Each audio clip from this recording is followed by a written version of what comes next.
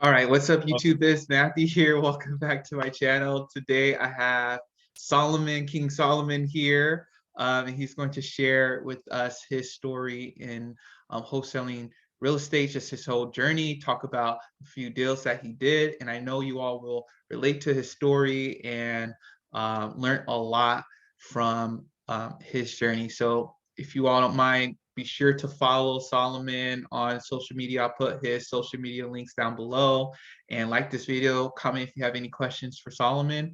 And yeah, let's just get started. We started talking about each other beforehand. I just got to learn a few things about him, but I was all like, let me hit this record button so you all can learn also while I'm learning more about him. So Solomon, let's just start off by just I just want to ask you, what's your what led you to real estate investing, or how'd you get started in wholesaling real estate? Yeah, that's a really good question. So what led me to it? I'm originally from Nigeria, Okay. so from Lagos, Nigeria, and I got to America when I was like, I apologize, I'm kind of going back to like when I got to America when I was like 14 years old, and Okay. coming to America, like my whole perspective changed about stuff, and like I got and I was talking to my mom, and I was like, yo, like how I saw these like skyscrapers, and because where I lived in Nigeria, I didn't really get to see that. So I Mm-hmm. came here and I was like, I said skyscraper, and I was like, how did all these like how they do this, how they do that? I was intrigued, but I really wanted to get into real estate. Right. Well, the whole thing was like, you need a lot of money to get into it, and yeah, so I played basketball in Mm-hmm. high school and college. So I was just playing basketball, focused on that. Then I had an injury. Uh, Mm, I had an injury. I had two surgeries. My sophomore year in college, I had two surgeries, and that's when I decided after doing the surgery and everything, I decided to like jump into real estate because I saw wholesaling on YouTube. Uh, First of all, I saw Tony the closer right. wholesaling. Then I saw Jerry Nutting, Mm-hmm. and I still use Jerry Nutting on market strategy when he calls seller live, Mm-hmm. and he will be talking to them. Same thing I'll do. Then Gotcha. after that, I saw Max Maxwell, and I switched to off market. But yeah, that's basically how I got into it. Okay, that's Yeah. awesome. Okay, yeah, I mean, that's a great story, coming from a different country and then realizing the opportunities that we have here and just trying to figure out, okay, how do these things come to be? How does this great skyscraper come to be? And just going down that rabbit hole into real estate. Um, but yeah, so you said you came here when you were 14 years old. How old are you now? I'm 23. My birthday was just last month. I'm 23. Okay, Yeah. okay, that's great. Okay, so you're still pretty young for sure. Okay, so you've been living in the States for around 7 years now. About yeah, like Well, eight, well, not seven, six, 9. 9 years. Mm-hmm. Okay, gotcha. All right, so you got into real estate, you learned about on market, closing deals with Jerry Norton, and then what do you do next? What do you do with that information information? Because a lot of beginners, they start off with off market, you know, Mm-hmm. wholesale deals, but you saw Jerry Norton and then you went into on market deals. Did you go straight to on market deals? And is that how you got your first deal? Was it on market deal?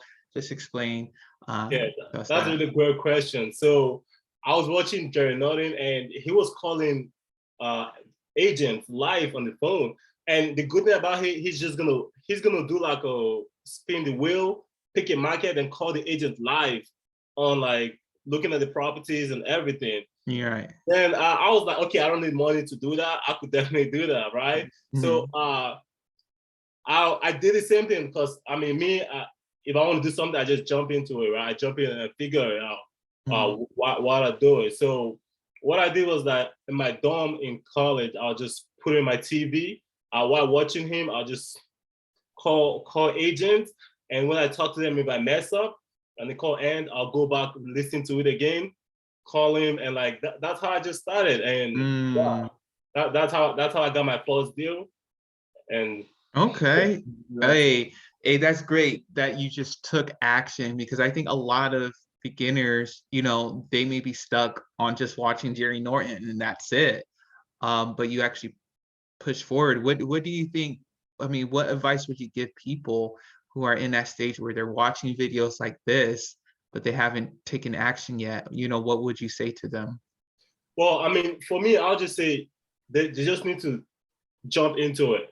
Like, Mhm. don't overthink it. Don't be like, what would the agent say? What is gonna happen? Just jump into it. And if you jump into it and you listen to what the agent say, then you figure it out from there. Sometimes the agents are nice. Sometimes the agent is gonna give you everything that you want, right? Sometimes if you Mm, even tell them, hey, I'm new, I'm trying to buy a property and stuff like that, they're gonna understand, right? So it's just like I think people overthink it most of the time, and they want to get all the answers, but every agent is different. Every seller is different. You're gonna mm. get different way, different things from all of them. So you can't know all the answers at once. Just gotta keep doing it. Understood. Yeah. And so, yeah, I think that's great advice that, hey, you're never going to know everything, right? Even the best in this industry never know everything, but yet they're successful. So don't wait until you know everything uh, to put forth action. Um, okay. And so let's break down this deal then, this on-market deal, your first deal. Yeah. So tell us where was this property located? And what type of property was this? All right. So this property was in Virginia. I think it's Henrico, Virginia. I don't have the whole numbers right now with And me. where were you living at that time? I was in Baltimore, so I was Okay. in Baltimore. I was calling Baltimore.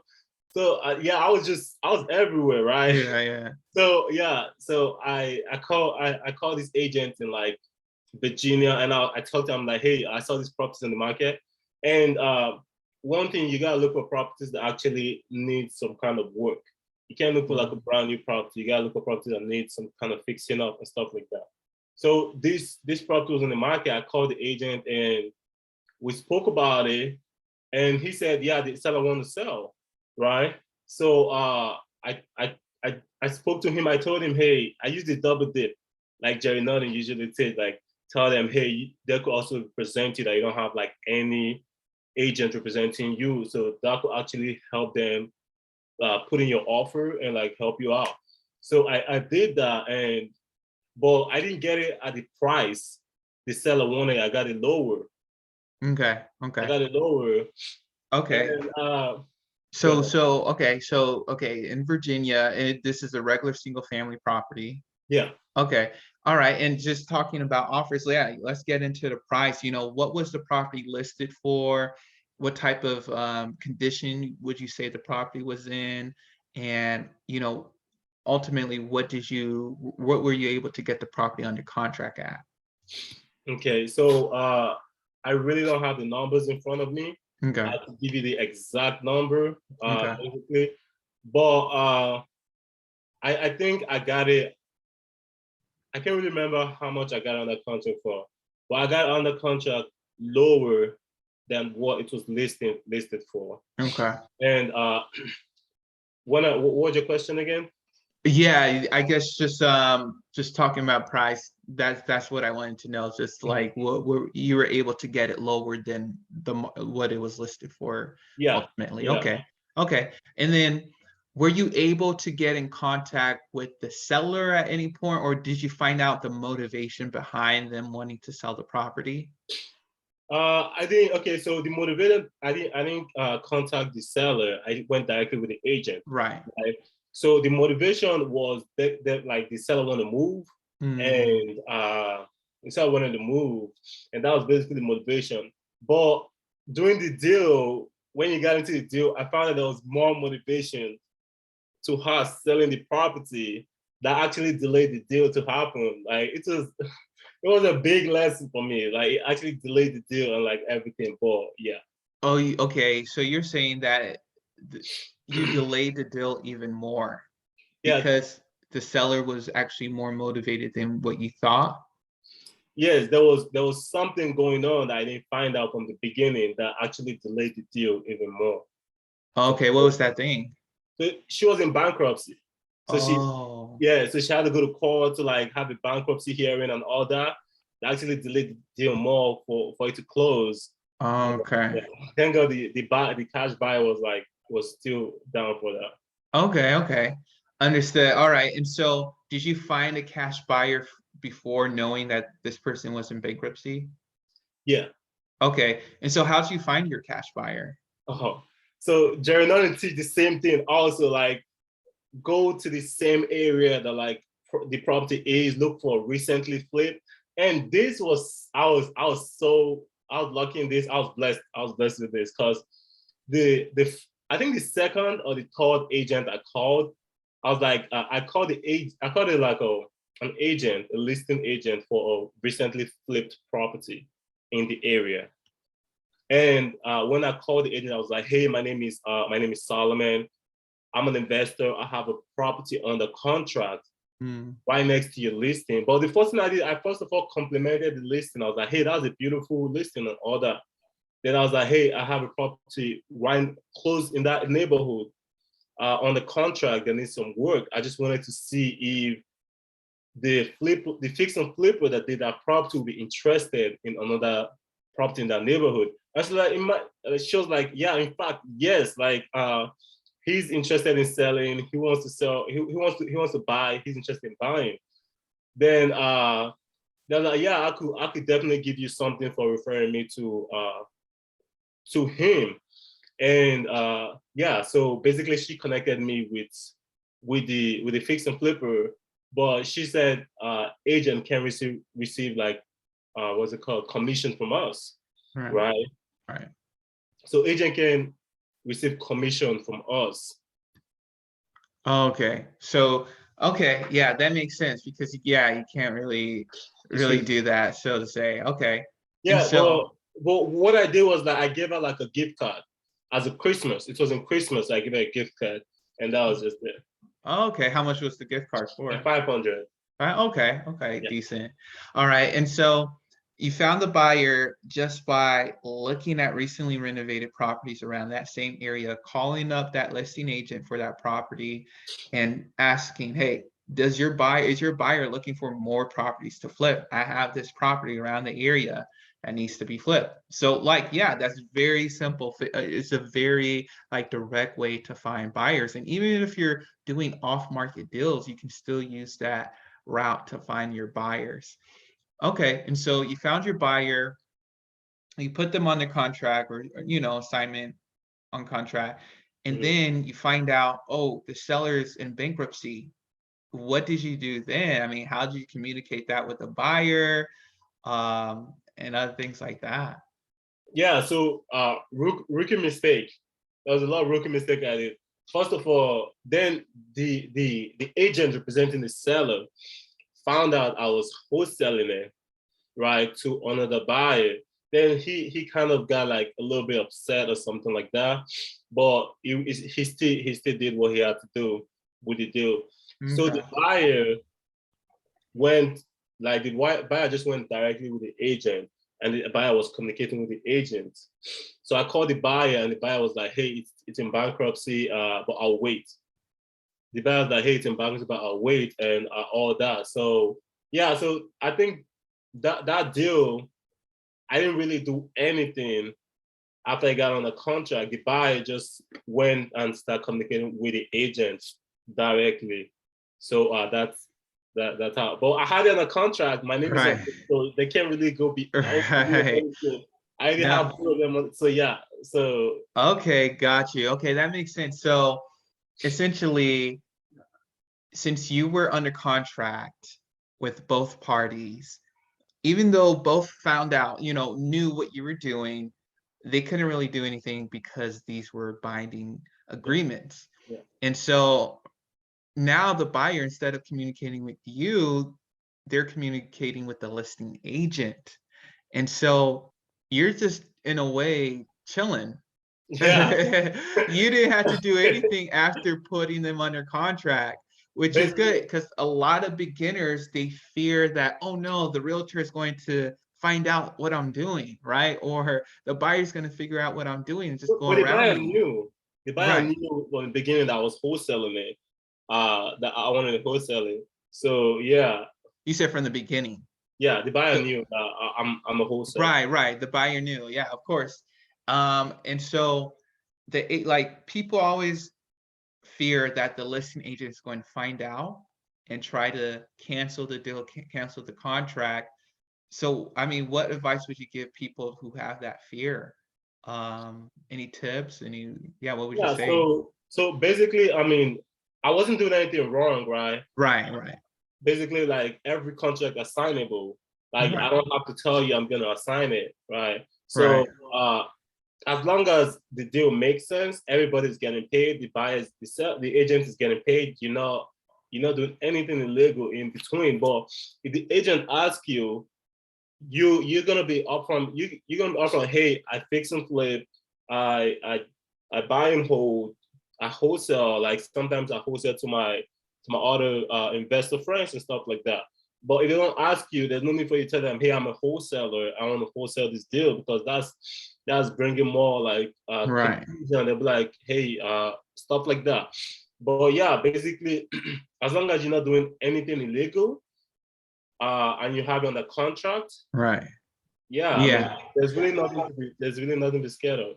Yeah. And I think that's a great point because yes, you have to be transparent and honest in everything, but you don't have to necessarily be like, oh, this is what I'm doing. I'm gonna make more money than you, you listing agent, listing agent, just rubbing it. You say, hey, these are my options. This is what I do. And if they ask questions, you be direct, right? You don't try to beat around the bush or anything, and you're transparent with them. So I know a lot of people, and even myself, have this question, like with the contract that you used with the listing agent, was it the regular like MLS type of contract that you use, and you just put and or assigns, or did you use your own wholesaling purchase and sales agreement to put them on a contract? Do you remember that? You know what? I think I used Jerry Norton contract because, Okay. yeah, I think I used his contract because when I got into it and the agent agreed, I needed a contract, I needed to come, I need like to find like real comps and stuff. Then I bought one of his deal analyzer stuff that came with contract. So I used that, and it also came with like a signing contract that I used for the buyer. Okay, got you. So you use his contract because yeah, I know a lot of times listing agents, they want to use their contracts too. I mean, did you have any trouble with that, saying like the agent being like, hey, no, we're gonna use this contract. This is the traditional real estate agent contract or No, not anything? No. really. No, Okay. Okay. they have that objection. Got you. Okay. So yeah, just for people to know, hey, don't fear, going after on-market properties. If everything's in writing and contract, you're good, right?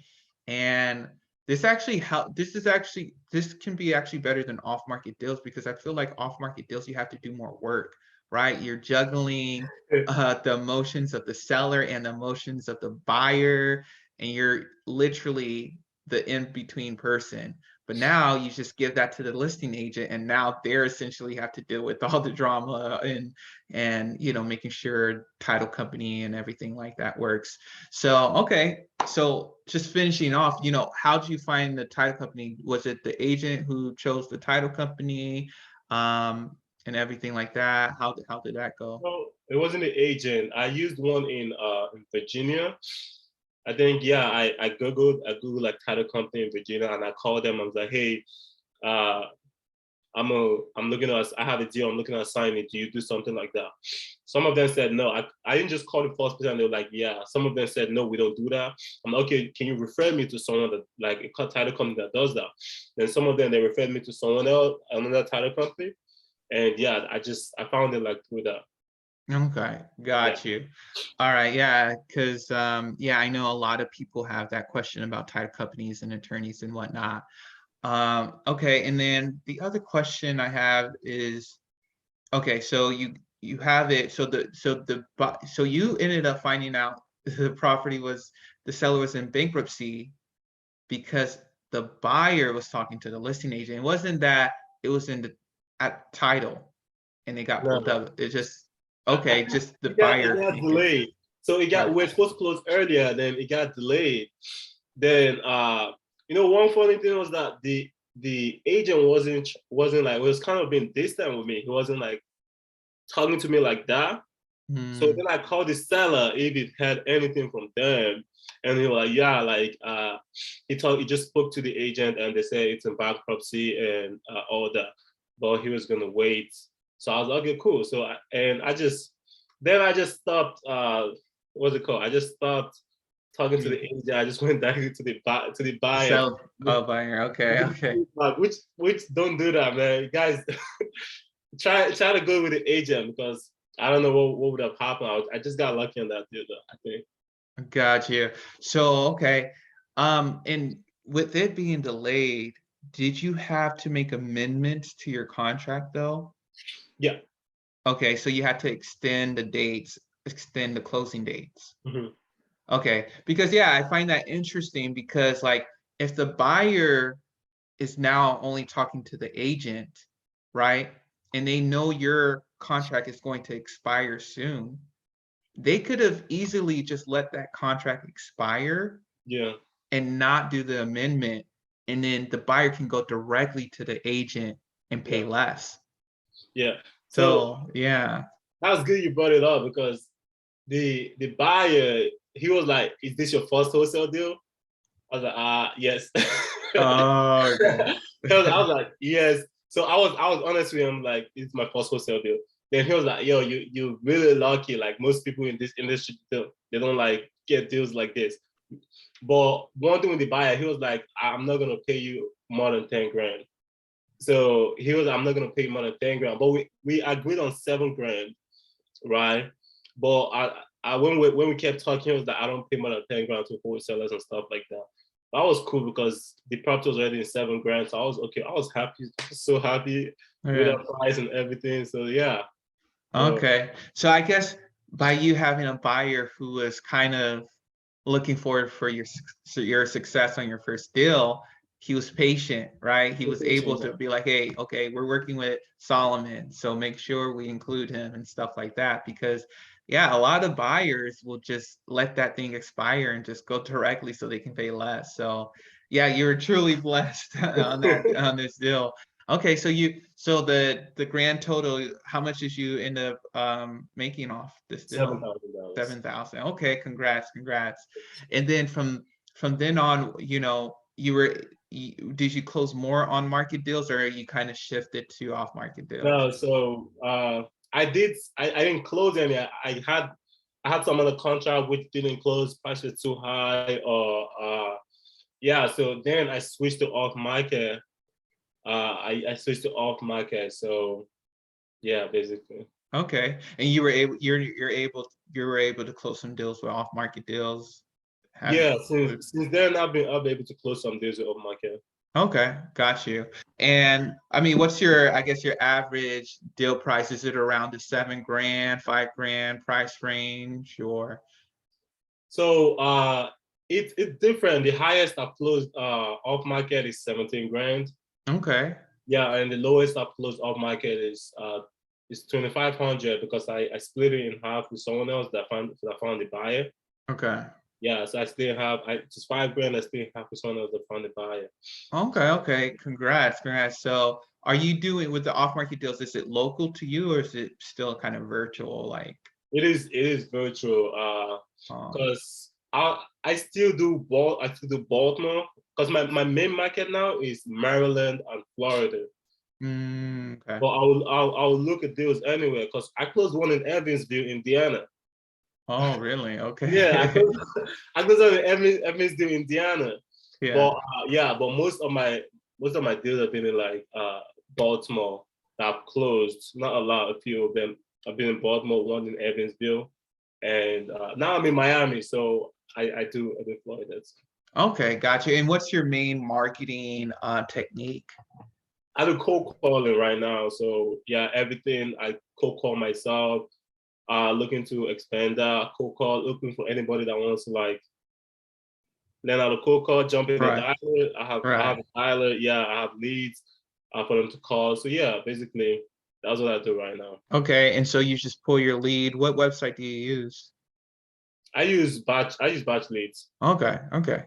Got you. Okay. And so you just pull a list from these different towns. How do you choose your market? Like for example, in Indiana, how did you choose, hey, did you just think of this town? Like how do you find this town? Yeah, so I was like everywhere. I was trying to find like a deal or like a good market because most of the market were like so like price were going up and stuff like that. Mm, Then I went to like Indiana. I think I listened to like a lot of podcasts, a lot of like YouTube stuff and stuff like that. So I heard someone say Indiana, then I went to Indiana. Then I searched everything. I was like, I did Evansville and Indianapolis, those two markets. mm. Right. Then I pulled lists from that and I was just calling, man. I was just calling and Okay, so I guess you were just looking everywhere, listening to podcasts. Oh, this person said this town in Indiana maybe you yeah, heard, and you were like, yeah, okay. but mostly I did only Indiana then and Maryland. Okay. Right? Those two markets. That's what I did. But I focused mainly on like Maryland. Okay. And when I moved to Florida, I was like, okay, I'm in Florida now. Let me do Miami, South Florida, other places. So yeah, basically that's it. Got you. And how's it been in Miami? I know Miami's competitive. So Miami, I haven't closed any deal yet. I just had one deal on the contract that I partner with someone to like JV find a buyer. So hopefully that closes Hmm. in Miami. And yeah, that will, if that close when that closes, that will be my first day in Miami. Nice. Okay. Okay. So I guess from here on out, what's the goal with real estate? Are you looking to like expand wholesaling or get into other factors or facets of real estate? What's the goal with all this? Yeah, so that's a really good question. So for me, I'm definitely looking to expand to like have a team Mhm. and like just have a team and like explode wholesaling because I see the vision, I see it getting big. And I wanted to like I want to get into fix and flip, but also buy and hold. But Mm, I was thinking of buying holding single family. Then I got into like multi-family. I was like, okay, I don't want to buy and hold one doors and stuff like that. I'd yeah. rather like buy and hold like multi-families, maybe four and up Hmm. doors and stuff like that. So Hmm. that is just the goal right now. Okay. Okay. So just, build up that rental portfolio as, you come across more deals through multifamily investing. Okay. And yeah, just to end off, let's say, I have a lot of beginners watching this channel. What are some, words of advice or suggestion or motivation that you can give them? Let's say they haven't closed their first deal yet. What would you say to that wholesaler who's looking for that first deal? Well, I mean, I know this a lot of people say this, but they have to be consistent. Mhm. I know a lot of people also say this, like even Max Maxwell says a lot, you like one call away from a deal. So Mm, that is really true. Like you kind of like you have to be consistent and like you don't have to do it all day, but you have to like schedule time and like block that time mm, like kind of every day to like do it to work. Because one thing I noticed, like you gotta bring leads in. You gotta always bring leads in mm, because you might be talking to someone and they didn't go through. So then you gotta start over. But you gotta if you bring in leads in, then you have like more leads to like go to and like stuff like that. But yeah, basically just stay consistent. That's the most important thing. Hey, consistency is key. Yeah, that's a great way to end off this interview, Solomon. Thank you once again for hopping Mhm. on. Once again, you all, if you all are interested, they can reach you at what's your main, I guess, modes of communication that you want people to reach you at. Yeah, so I have IG and TikTok. Mhm. So IG and I don't really go on Facebook. I mean, I use Facebook or not like for like messages, but like IG, it's my last name UYAELUNMO. So that's it at UYAELUNMO. And TikTok, I really can't remember. I think it's Hey, so Instagram it is. So I'll put that down below. All right, you all. Hope you all have a great yeah, day. I appreciate you. I appreciate you for having me, and I just want to say thank you, bro. And For you do sure. an amazing job. Like I look at your channel and everything. You're doing a great job. Thank you for. Thank you. I appreciate that. I appreciate that. All right, you all. Thank you all. Bye.